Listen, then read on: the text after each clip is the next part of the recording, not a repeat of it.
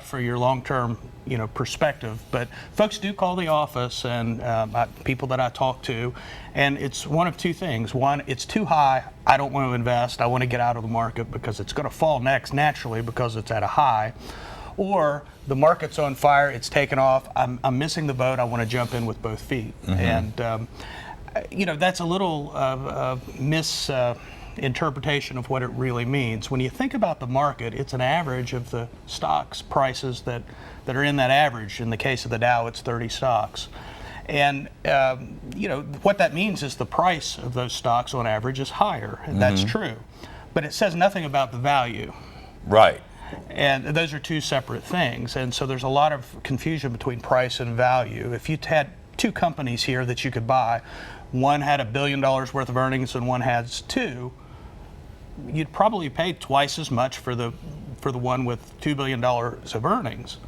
But that doesn't mean it's more expensive. Is that earnings? As far as valuation goes. Is that earnings after expense? Is that net earnings we're talking about there? Yeah, I mean, that's what's important, what you get to take home. Right. So certainly, and that's what's happened. If you think back 25 years ago, the market was at 1,500 to 2,000. Right.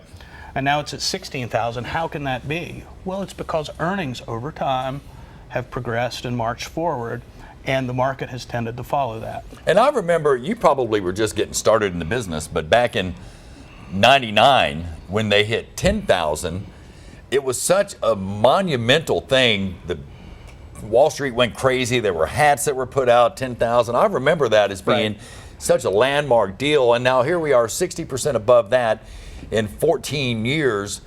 Well, if you look at inflation during that 14 years, it hadn't gone up 60%. It's been low inflation with the stock market going up. Sure. And well, milestones, anytime you see milestones, I'm getting ready to have my 40th birthday here soon. That's a milestone that I don't know if I like, but the year 2000, it's something to celebrate, something to get people talking and interested. And if the 16,000 on the Dow is something that gets you motivated and interested, to sit down and start working on your financial plan, then it's a good thing. But really, it is just a number, just like 2000 was just another year.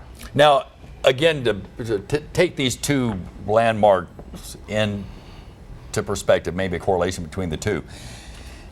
If somebody invested money back in '99 when the Dow was at 10,000, now it's at 16,000, really their money would be more than 60% higher because of the compounding interest factor. Well, compounding, and then returns. That typically doesn't take into account the dividends that are received. If you reinvest the dividends and buy more shares, that's how. If you look at charts, there's a particular mutual fund that has a great marketing piece. They were around since the early 30s. And it has the ups and downs of the market and all the news events of the year. So, for instance, the Kennedy assassination, the Cuban Missile Crisis, September 11th, and all the reasons not to invest. And if you look at that compounding rate of return, it's an incredible story of really resiliency of the free markets and folks waking up every day to go out there and innovate and try to come up with new products and ways to serve people. And history shows that they're pretty successful at it because the earnings keep rising. And one of the things that I've noticed as I've taken a look at this historically, back in the 90s, you had the dot-com explosion on the NASDAQ that spilled over into the Dow. So you had something that was artificial, it was hyped, then it crashed, it corrected. This has been kind of a steady increase over the last few years, fueled by the Fed buying a lot of the bonds and stuff in part. Possibly, but really it is earnings driven. If you look since the bottom of the market, earnings are actually rising faster than the market has. So really relative valuation is better today than it was in 2008 and 9. So it's more of a fundamental earnings story than anything else, in my opinion. All right, the king of fundamentals right here, John Burdett. How can folks get a hold of you and learn how to get ready for their retirement? Give us a call at the office, 304-746-7977. Give us a call, set up your free initial consultation. All right, that's going to do it for us. 7:20, we'll be right back.